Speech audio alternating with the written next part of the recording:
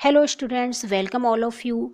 Today we are going to start our English class with the first chapter, and that is a poem Virtue, and its writer is George Herbert.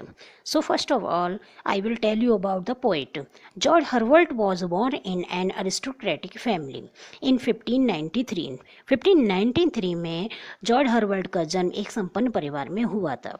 He was educated at Westminster and Trinity College Cambridge, और उन्होंने Cambridge के Trinity College और Westminster से education get की थी.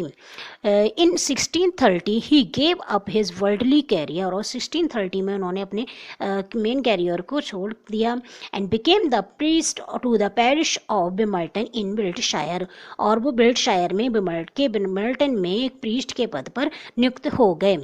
After 3 years he died in 1633, और 3 सालों के बाद उनकी डेथ हो गई 1633 में. And most of his poetry was publish after his death, और ज़्यादातर उनकी जो पोइट्री थी उनकी डेथ के बाद ही पब्लिश हुई थी. सो ये उनकी जो पोएम है वर्च्यू.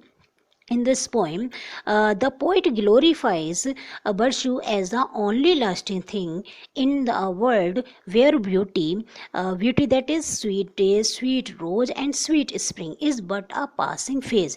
इस पोएम में पोइट ये बताना चाहता है कि ब्यूटी जो होती है, जो सुंदर दिन होते हैं, सुंदर रोज का फूल होता है और सुंदर बसंत का मौसम होता है, वो एक समय के बाद खत्म हो जाती है. और उस पोइट के अनुसार जो गुण होते हैं, वर्च्यू को हम कहते हैं गुण, और गुण होते हैं वो हमारे लाइफ टाइम चलते रहते हैं और मृत्यु के बाद भी हमारी आत्मा के साथ सदा जीवित रहते हैं. So dear students, let's start our chapter virtue. The first stanza is sweet day, so cool, so calm, so bright, so bridal of the earth and sky. The dew shall beat thy fall tonight, for thou must die. In these lines the poet wants to say that sweet day, कि सुंदर दिन, यहाँ पर poet ये बताना चाहता है कि सुंदर दिन है वो कैसा है. सो कूल बहुत ठंडा है, सो काम बहुत शांत है, सो ब्राइट बहुत चमकदार है, यानी कि सूर्य की रोशनी पड़ रही है और हमारा दिन बहुत चमक रहा है, बहुत शांत है और बहुत ठंडा है, बहुत अच्छा है. The bridal of the earth and sky, bridal यहाँ पर कहा गया है ब्यूटीफुल डेज के लिए, और जो ब्यूटीफुल यानी कि सुंदर दिन है वो उन्होंने पृथ्वी और आकाश को किससे भर दिया है? आनंद से भर दिया है, जॉय से भर दिया है. The dew shall weep thy fall tonight, और जो रात, और ड्यू मीन्स होता है उसकी बूंदें, shall weep thy fall tonight, जो कि रात भर पड़ी हैं, और फॉर दाउ मस्ट डाई, और तुम्हें भी मरना है, तुम्हें भी एक दिन मरना है. तो वो ये कहना चाहता है कि जो ओस की बूंदें थी जो रात भर पड़ी वो भी रो रही हैं, और पोइट उन्हें कहता है कि इन सब चीज़ों को मरना है, ख़त्म होना है, कि सुंदर दिन है आज, अच्छा है, इस ये भी ख़त्म हो जाएगा, और इसने पृथ्वी को आकाश को सबको आनंद से भर दिया है, ये भी एक दिन ख़त्म हो जाएगा, और ओस की बूंदें हैं ये भी एक दिन ख़त्म हो जाएंगी और मर जाएंगी. And our next paragraph is sweet rose whose hue angry and brave bids the rash gazer wipe his eye.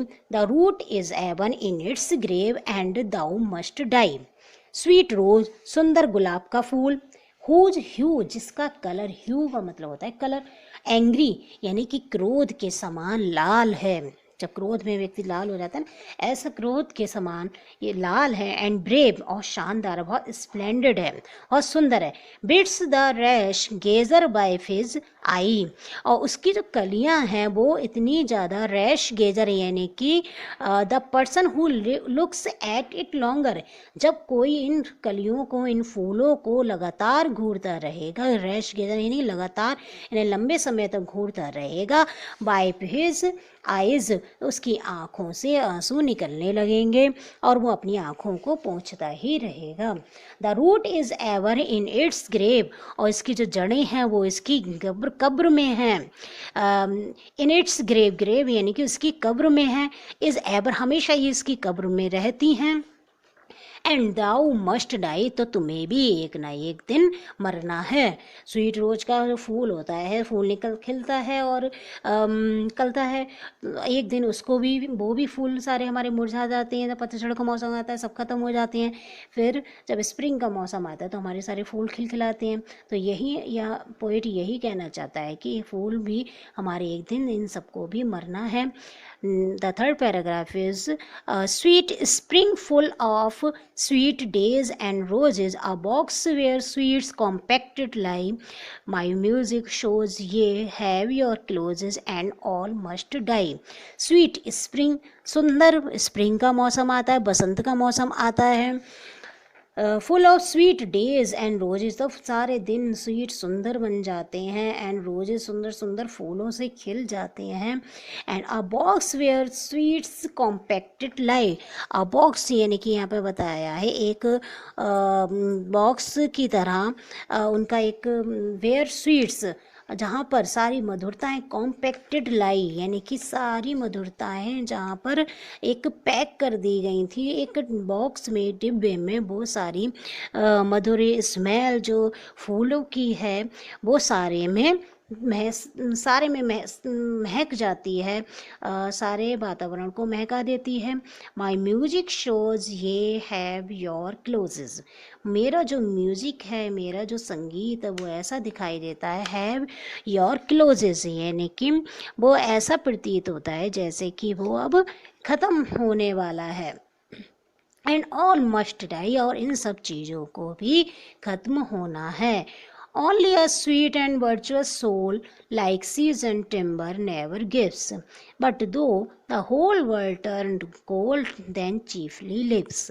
Only a sweet and virtuous soul, केवल एक मधुर और एक गुणात्मक आत्मा ही बचती है। मतलब ये सारी चीज़ें जो अभी पोइट ने बताई वो सारी चीज़ें खत्म हो जाती हैं, सिर्फ एक आत्मा ही बचती है। लाइक सीजनड टिम्बर, जो कि एक सीजन टिम्बर यानी कि टिम्बर के पेड़ की भांति होती है, और जो कि हर मौसम में एक्सपोजर, हर मौसम में जो कि खिलखिलाता रहता है। नेवर गिव्स, कभी भी नहीं ख़त्म होता। गिव्स यानी कि कभी भी ख़त्म नहीं होता, स्पॉइल्ड नहीं होता। But though the whole world turn to coal, लेकिन जब ये सारा संसार टर्न कोल, जब ये सारा संसार जल जाता है, यहाँ पर वो एक बताना चाहता है कि जब सारा संसार जल जाता है, जब सब कुछ खत्म हो जाता है, तब केवल देन चीफली लिव्स, तब केवल मुख्य रूप से क्या बचता है, एक वर्चुअस सोल ही बचती है जो कि जीवित रहती है। सो यहाँ पर पोइट यही बताना चाहता है इस पोएम में कि अच्छे दिन भी चले जाते हैं, स्वीट रोज भी ख़त्म हो जाता है, स्वीट स्प्रिंग भी ख़त्म हो जाता है, सिर्फ एक हमारी वर्चुअस सोल ही बचती है जो हमेशा हमारे मृत्यु के बाद भी हमारी आत्मा के साथ जीवित रहती है। Thank you so much.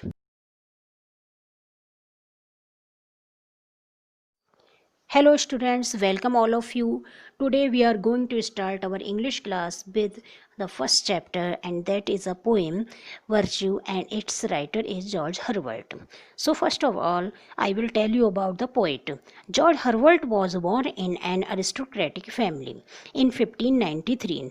1593 में जॉर्ज हर्बर्ट का जन्म एक संपन्न परिवार में हुआ था।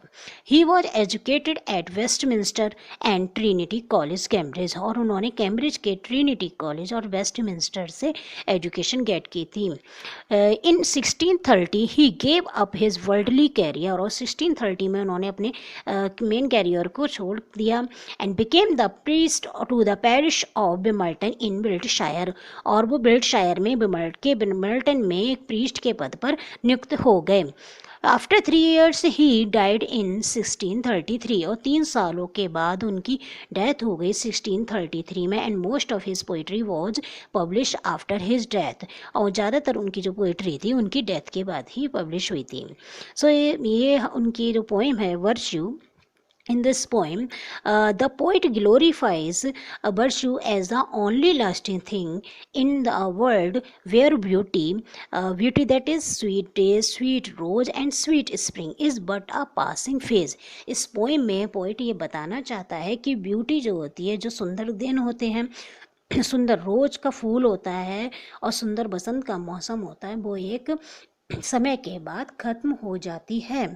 और उस पोइट के अनुसार जो गुण होते हैं, वर्च्यू को हम कहते हैं गुण, और गुण होते हैं वो हमारे लाइफ टाइम चलते रहते हैं और मृत्यु के बाद भी हमारी आत्मा के साथ सदा जीवित रहते हैं। Thank you for watching this video. I hope you understand the meaning of the poem.